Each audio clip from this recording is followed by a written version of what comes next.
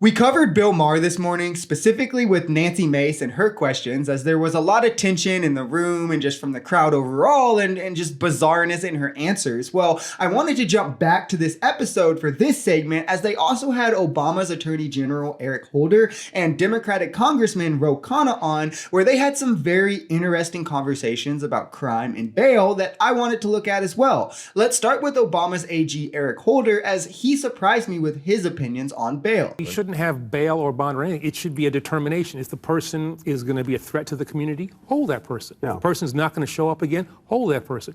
Bail or bond discriminates against people who don't have the ability to come up with money to get themselves out of jail, and they serve time in jail disproportionately as opposed to their more wealthy counterparts. Look at Illinois, the rapists and murderers are getting out walking free. He is so right about this. The amount of money you have shouldn't be what dictates the amount of justice you get served. And poor children are 20 times more likely to end up in prison than a child from a wealthy family, showing the clear discrimination in the system, as risk and public safety are hardly taken into account. It's just what's in your account. You feel me? And Nancy Mace wants to disingenuously point to Illinois because she knows that in New Jersey is a much better case study for this, having had bail reform in place since 2017, where Illinois and these other states are much more recent, like 2021 or 2022, after the spikes in crime from the pandemic.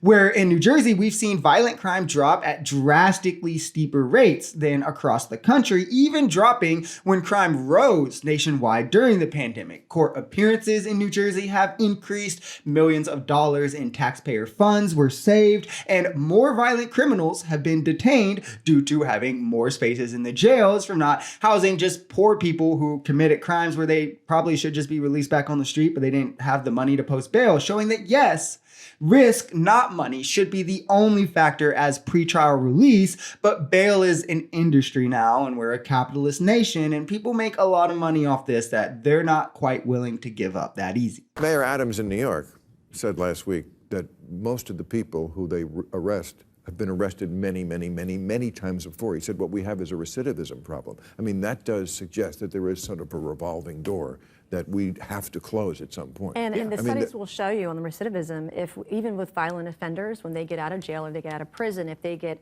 therapy, they get job training and a job when they get out, 68% of them don't go back to jail. Right. Wait, hold on. Republicans know this? Why is Trump calling for shoplifters to be shot on sight then? And why is this someone that Mace supports if she knows that this is true? Because that's the most base thing I've ever heard her say. She's absolutely right. Being tough on crime shows no statistical benefits in reducing it. However, rehabilitation measures drastically decrease crime across the board, full stop. Therapy and work programs for shoplifters, drug counseling for drug crimes, anger management and counseling for assault. Republicans focus way too much on these tough punishments that have been proven to not deter crime. That person is just as likely to recommit it when they get back on the street, if not being more likely after being around even worse criminals and that kind of crime-induced culture in jail and having that influence around them, especially when being in jail and the charges that they get from it only make it harder for you to then integrate fully into society. And a lack of integration into society is what spikes crime. That's why we see it so much worse in these poorer areas, which is why I support measures like Housing First. We did a video on it long ago breaking it down, but it is due for a reshoot as it brings massive benefits. I support funding more social workers, more rehabilitation centers, and let's